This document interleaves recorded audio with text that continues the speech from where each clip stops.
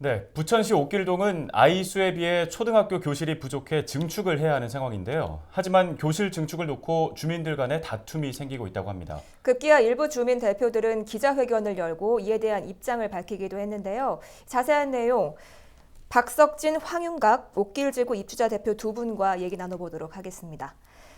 네, 먼저 앞서 얘기했지만 지금 산들초와 버들초의 교실 증축이 이루어지고 있는 상황인데 이 교실 증축을 어디에 하느냐를 두고 주민들 간의 공방이 이어지고 있다고 들었습니다. 어떤 상황인 건가요?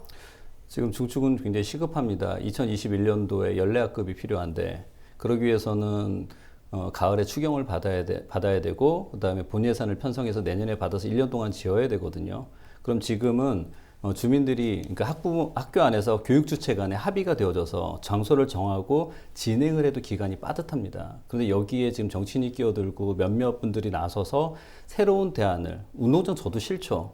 새로운 대안을 찾아서 나가는데 지금은 그러다 보면 정말 필요한 시간을 놓치게 되어지고 공사 기간이 급해지고 그러면 그 문제는 결국은 아이들이 피해를 보게 되니까 지금은 교실 없는 상황을 피할 수 있는 방법으로 합의를 해야 되는 상황입니다.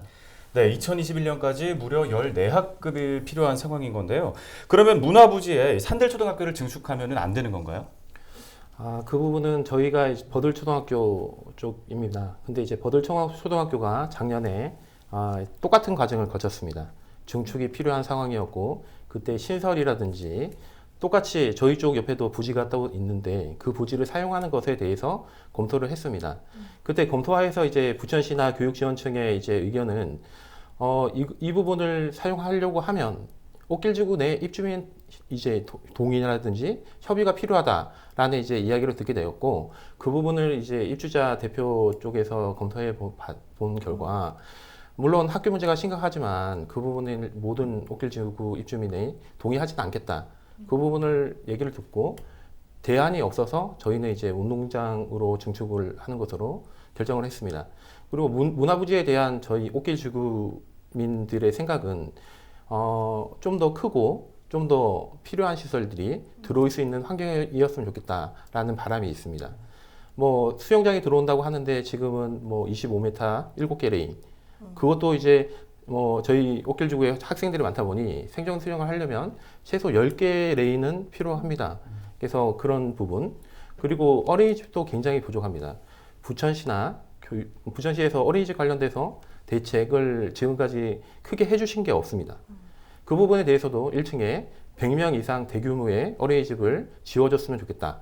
그리고 맞벌이도 굉장히 많거든요. 맞벌이가 많다 보니까 100명 이상의 또 돌봄 교실을 거기에다가 같이 넣어달라. 그러니까 이런 식으로 저희는 문화부지를 좀 더 크고 활용할 수 있고 이런 쪽으로 좀 접근을 했으면 좋겠는데 그 부분에 중축을 하게 되면 그런 부분에 대한 제약이 생기기 때문에 네, 알겠습니다.